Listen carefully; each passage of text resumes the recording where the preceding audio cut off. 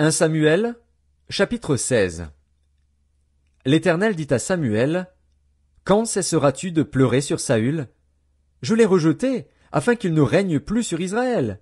Remplis ta corne d'huile, et va, je t'enverrai chez Isaïe, Bethléemite, car j'ai vu parmi ses fils celui que je désire pour roi. » Samuel dit, « Comment irai-je?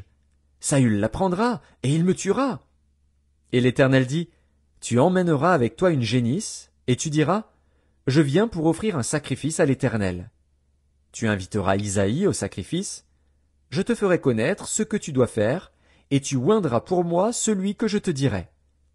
Samuel fit ce que l'Éternel avait dit, et il alla à Bethléem.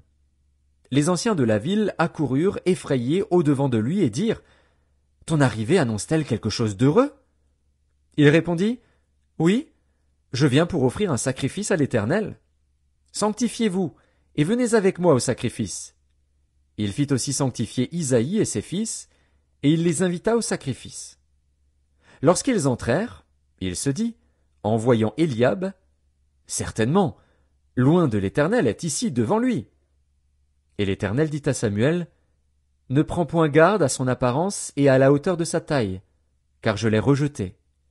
L'Éternel ne considère pas ce que l'homme considère.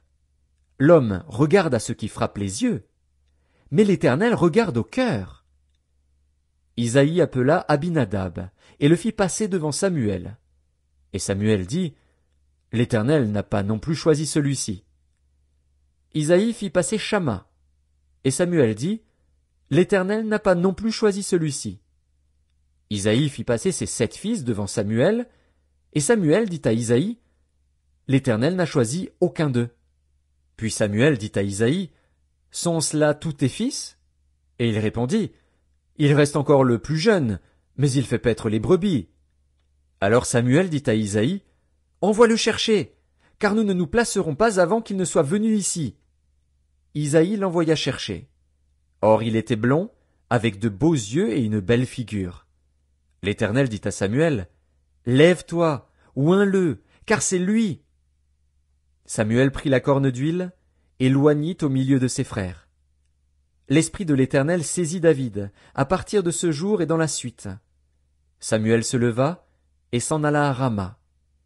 L'Esprit de l'Éternel se retira de Saül, qui fut agité par un mauvais esprit venant de l'Éternel. Les serviteurs de Saül lui dirent, « Voici, un mauvais esprit de Dieu t'agite. Que notre Seigneur parle, tes serviteurs sont devant toi.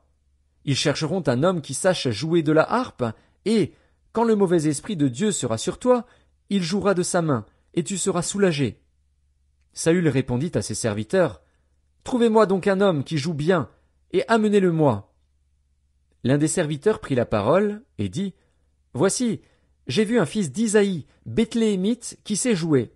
C'est aussi un homme fort et vaillant, un guerrier, parlant bien et d'une belle figure, et l'Éternel est avec lui. » Saül envoya des messagers à Isaïe pour lui dire, « Envoie-moi David, ton fils, qui est avec les brebis. » Isaïe prit un âne, qu'il chargea de pain, d'une outre de vin et d'un chevreau, et il envoya ces choses à Saül par David, son fils.